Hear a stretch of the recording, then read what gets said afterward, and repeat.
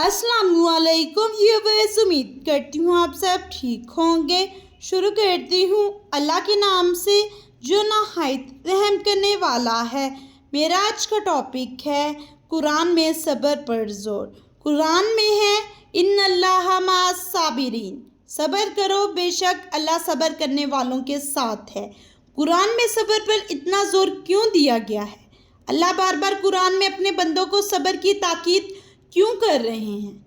क्योंकि सब्र एक मुश्किल चीज़ है, खासकर दर्द और गुस्से की हालत में। ना तो सब्र करना आसान है, ना ही सब्र आसानी से आता है।